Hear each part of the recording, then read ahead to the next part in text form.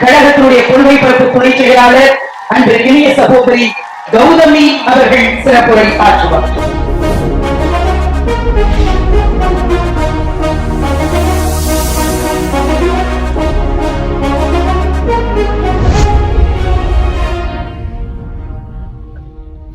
முதலில்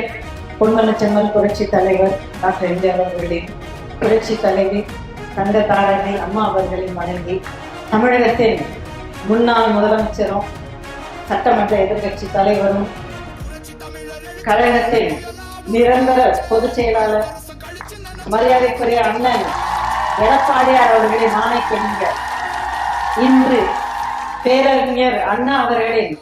117வது பிறந்த நாள்